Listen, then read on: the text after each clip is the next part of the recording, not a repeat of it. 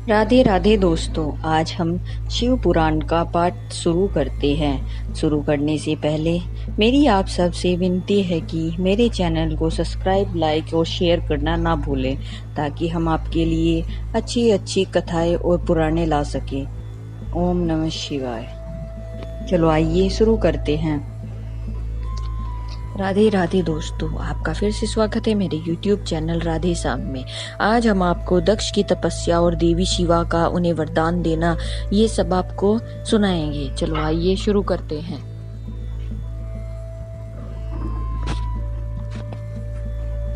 भगवान विष्णु ने कहा, पुत्रों, देवी उमा के भी 3 रूप होंगे। एक रूप उनका का नाम होगा लक्ष्मी, जो इन श्री हरि की पत्नी होगी। दूसरे रूप ब्रह्मा पत्नी सरस्वती होंगी। तीसरा रूप सती के नाम से प्रसिद्ध होगा। सती उमा का पूर्ण रूप होगी। वे ही भावी रुद्र की पत्नी होंगी। ऐसा कहकर भगवान महेश्वर पर हम पर कृपा करने के पश्चात वहां से अंतर्ध्यान हो गए और हम दोनों सुखपूर्वक अपने अपने कार्य में लग गए। ब्राह्मण समय पाकर में और तुम दोनों सप्तपत्नी हो गई और साक्षात भगवान शंकर रुद्र नाम से अवतरणी हुए। वे इस समय कैलाश पर्वत पर निवास करते हैं। परमेश्वर अब शिवा भी सती नाम से अवतरित होने वाली है, अतः तुम्हें उनके उत्पादन के लिए ही यत्न करना चाहिए। ऐसा कहकर मुझ पर बड़ी भारी दया करके भगवान विष्णु अंतर्ध्यान हो गए और मुझे उनकी बातें सुनकर बड़ा आनंद प्रदान हुआ। नारद जी ने पूछा, पूजनीय पिताजी, दृढ़ता पूर्वक उत्तम व्रत का पालन करने वाले दक्ष ने तपस्या करके देवी से कौन सा वर प्राप्त किया था? वे देवी किस प्रकार दक्ष की कन्या हुई? ब्रह्मा जी ने कहा, नारद, तुम धन्य हो। इन सभी मनुष्यों के साथ भक्ति पूर्वक एक प्रसंग सुनो। मेरी आज्ञा पाकर उत्तम बुद्धि वाले महाप्रजापति दक्ष ने क्षीर सागर के उत्तर तट पर स्थिर हो देवी जगदम्बा को पुत्री के रूप में प्राप्त करने की इच्छा तथा उनके प्रयत्न दर्शन की कामना के लिए उन्हें हृदय मंदिर में विराजमान करके तपस्या प्रारंभ की।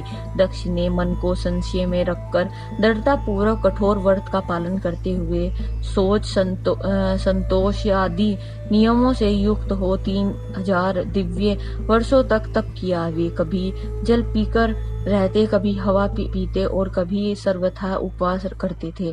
भोजन के नाम पर कभी सूखे पत्ते चबा लेते थे। मुनि श्रेष्ठ नारद तदंतर यम नियम आदि से युक्त हो जगदम्बा की पूजा में लगे हुए दक्ष को देवी शिवा ने प्रत्यक्ष दर्शन दिया।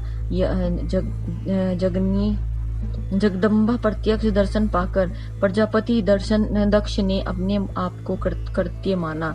वे कालिका देवी सिंह पर आरूढ़ थी। उनकी अंग कांति श्याम थी, मुख बड़ा ही मनोहर था। वे 4 भुजाओं से युक्त थी और हाथों में वरद अभय नील कमल और खड्ग धारण की हुई थी। उनकी मूर्ति बड़ी मनोहरणी थी।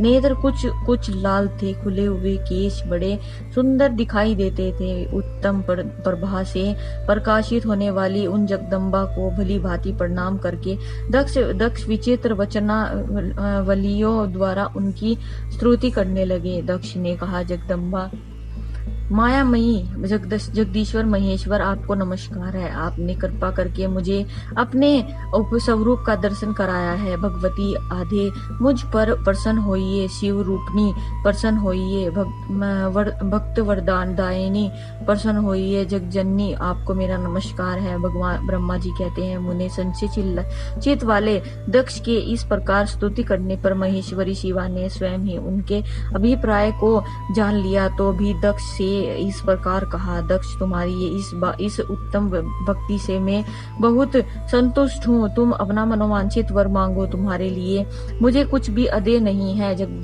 जगदम्बा की यह बात सुनकर प्रजापति दक्ष बहुत प्रसन्न हुए और उन शिवा को बारंबार प्रणाम करते हुए बोले।